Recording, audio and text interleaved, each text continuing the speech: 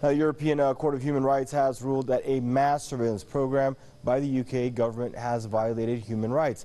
Case had been brought by journalists, activists, and charities, including Amnesty International.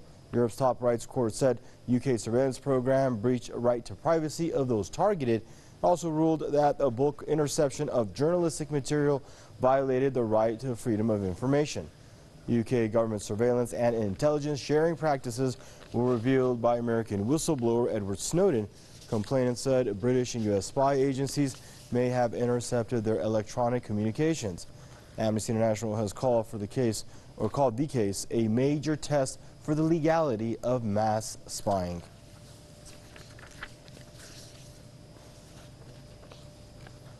Joining us out of Ontario, Canada is now Mr. Jason Unruhe, political commentator. Hello, Jason. This is a very touchy subject for a lot of people.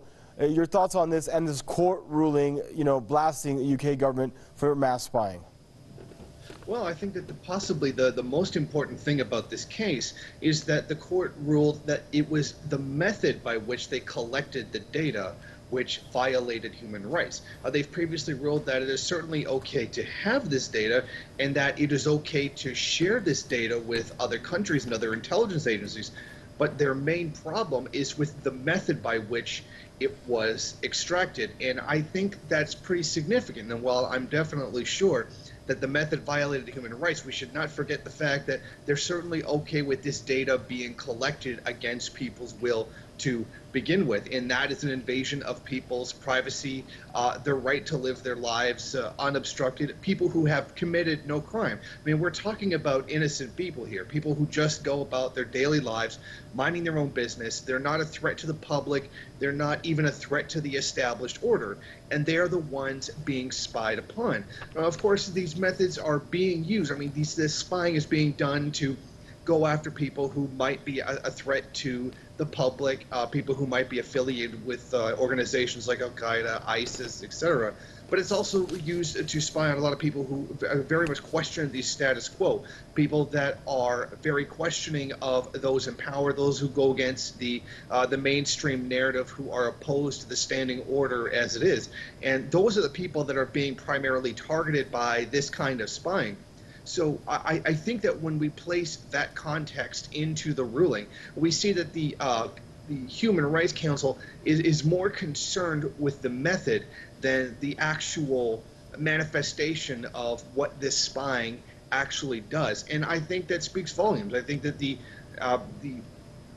court itself seems to be very much on the side of those institutions of power who are violating people's rights, but it seems like that the only thing that they can really express any disdain for is the way it was done. And I think that props up the main problem that there is to begin with, the fact that there's so much spying going on private citizens. And why would the government need to, engage in bulk interception of journalistic material for, safety concerns? I mean, in the fight against terror, isn't that kind of a far reach?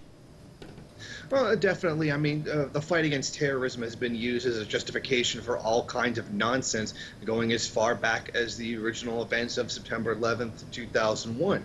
I mean, what they're really doing here is spying on journalists, people that are trying to hold people in power accountable, those who go digging for the wrongdoings of people in power. And if they can find someone who has something that would be embarrassing for a particular politician, or maybe a large enough businessman's connection to the government, or people who have released documents, people like Edward Snowden who have revealed terrible corruption inside of various governments, I think that this is very much to target them and try to silence them.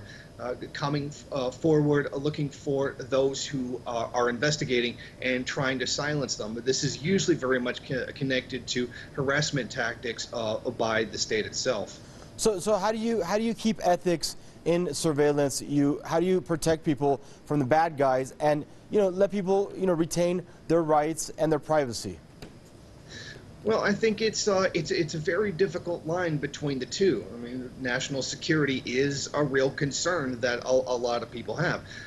Today, it is massively overblown. It's exaggerated to great degrees. We see people who do carry out terrorist attacks who completely went through the system legally, lawfully. No red flag was raised. And I think that the problem here is that they're unwilling to accept, or a lot of people are unwilling to accept, that any kind of intelligence apparatus in this case is not going to be perfect. There are people going to get through who are going to commit these terrorist attacks against the public. There is no reading someone's mind. If there's no outward manifestation of these, no communications to outside forces, there's no actual way that any intelligence agency is going to know. And it's simply ramping up more surveillance isn't going to actually solve that problem.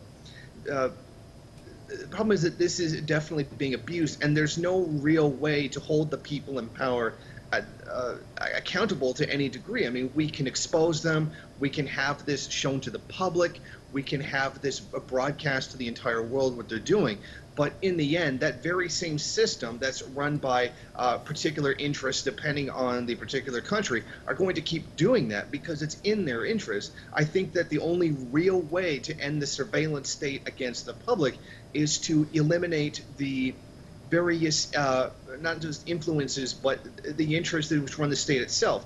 In other words, it's not really someone in the system that's doing it, but rather the way the system itself functions. Interesting. Thank you for your perspective, Mr. Jason Unruhe, political commentator there, joining us out of Ontario, Canada.